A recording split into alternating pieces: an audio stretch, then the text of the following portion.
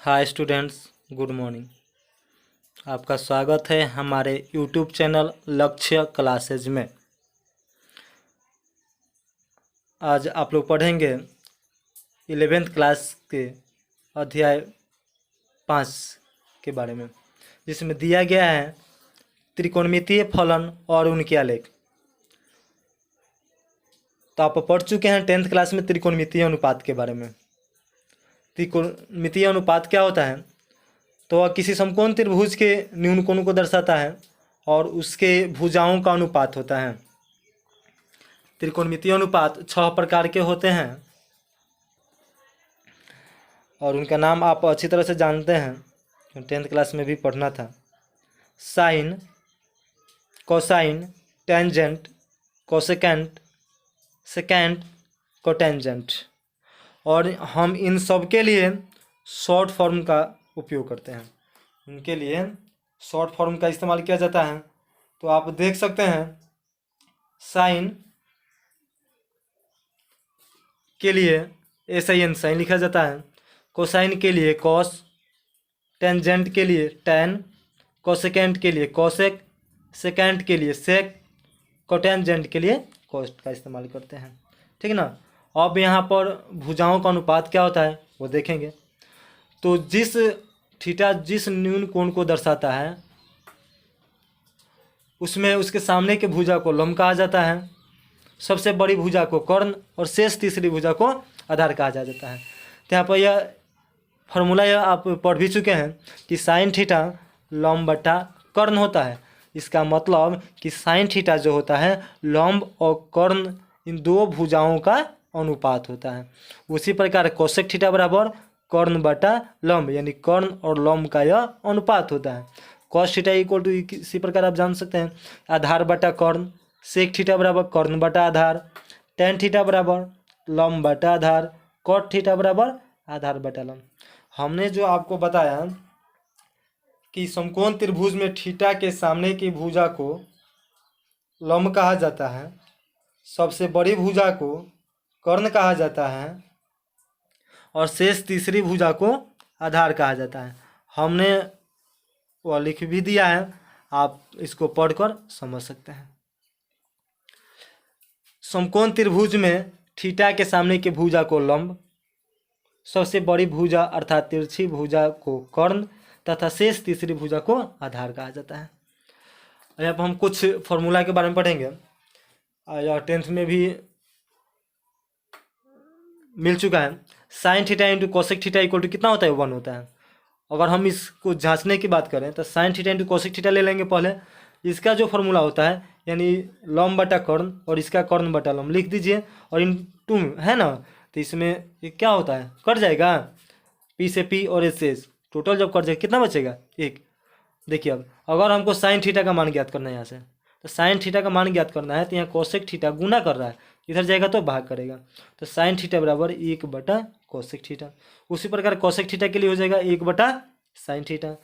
Cos theta sec theta equal to 1, तो cos theta equal to 1 बटा sec theta. इसको भी हम इसी प्रकार जांच सकते हैं। ठीक है ना। उसी प्रकार टेन और कॉट का गुणनफल कितना होता है? 1। तो टेन थीटा का मान ज्ञात करना होगा तो 1 बटा कॉट थीटा और कॉट थीटा का मान ज्ञात करना होगा तो 1 बटा टेन थीटा। ठीक है ना। आप इसको समझ सकते हैं कि साइन का अपोजिट कोसेक, कॉस का सेक और टेन का कॉट होता है, और राइट और अपोजिट यानी सीधा और उल्टा का गुणनफल कितना होता है? 1 होता है। ठीक। इसके बाद अब हमारा एक दूसरा टॉपिक आता है। देखिए क्या दिया है, त्रिकोणमितीय निष्पत्तियों की परिभाषा। तो इसको जानने के लिए आप क्या करेंगे, सबसे पहले आप 2 अक्ष ले लेंगे, एक्स अक्ष और वाई अक्ष ले लेंगे।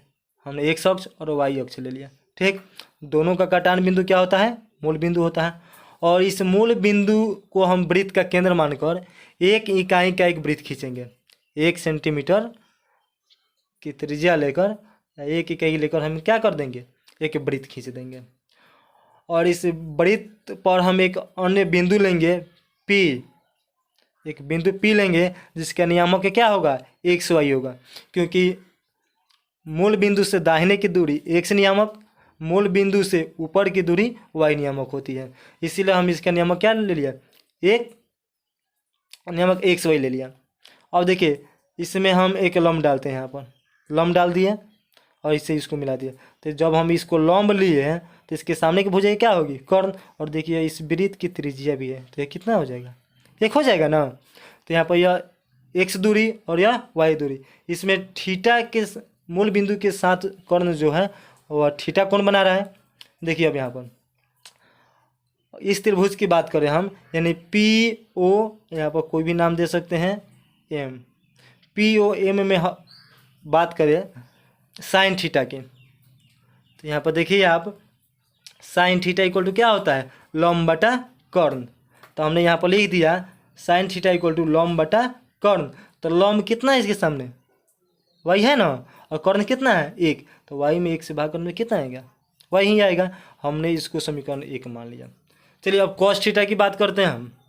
कॉस थीटा की बात करते हैं तो कॉस थीटा आधार बटा कर्ण, तो हमने लिख दिया ना आधार बटा कर्ण। तो आधार ये आधार हुआ और ये कर्ण, यानी 1 बटा 1, और 1 में 1 से भाग करेंगे तो कितना आएगा, हमारा 1 ही आएगा। और यह दूसरा समीकरण हो गया। और P का नियामक क्या है, एक्स वाई है। तो एक्स किसके बराबर आ गया, कॉस थीटा का, और वाई किसके बराबर आ गया, साइन थीटा का। यानी P का अब नियामक क्या हो जाएगा, कॉस थीटा साइन थीटा। यानी एक्स जो है आपका कॉस थीटा का मान होगा और साइन थीटा वाई का मान होगा, ठीक है ना। अब देखिए अब आप 10th क्लास में पढ़े हुए हैं 0 से लेकर 90 तक मान सारणी ज्ञात करने के लिए हम यहाँ पर आपको दूसरी विधि से हम मान सारणी ज्ञात करने के लिए बताएंगे। और मान सारणी 0 से 90 नहीं, अनंत तक बताएंगे हम आपको एकदम।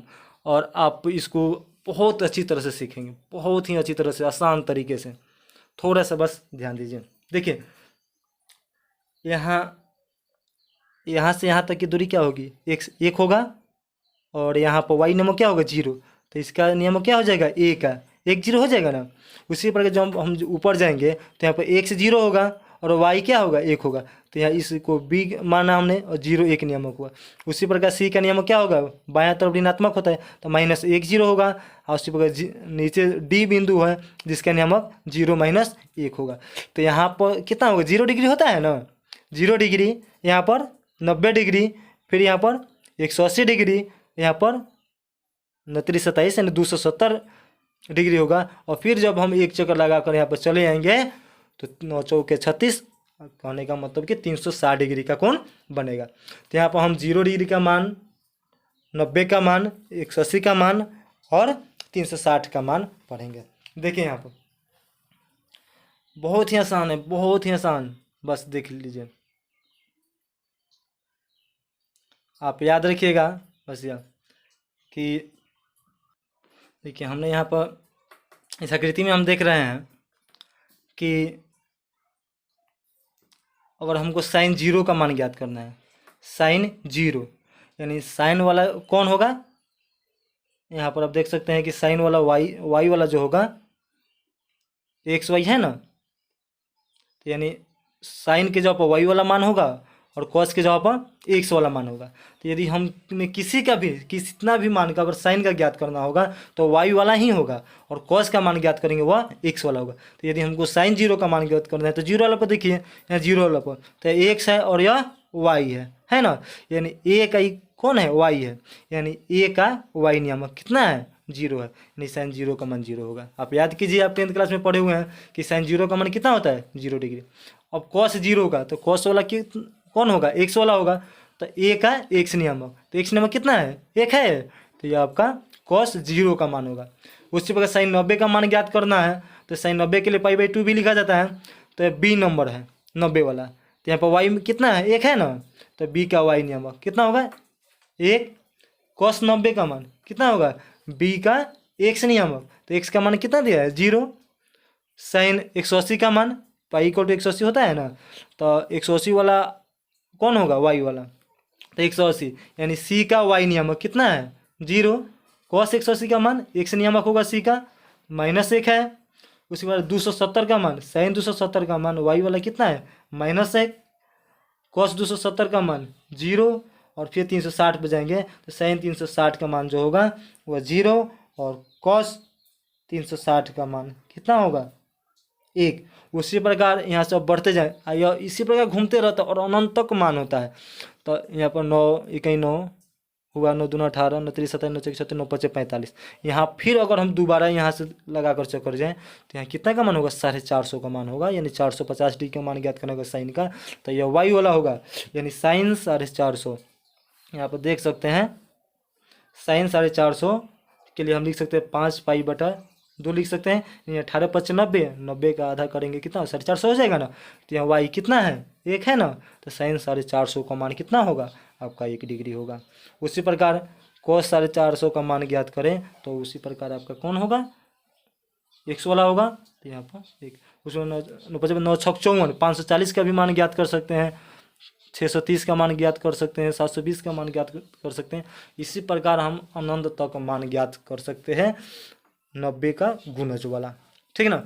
और ऐसे ही सबका मान ज्ञात करने के लिए आपको एक से एक अलग विधि बताई जाएगी। और ऐसे ही हमारे साथ बने रहने के लिए इस चैनल को लाइक शेयर एवं सब्सक्राइब जरूर करें। धन्यवाद।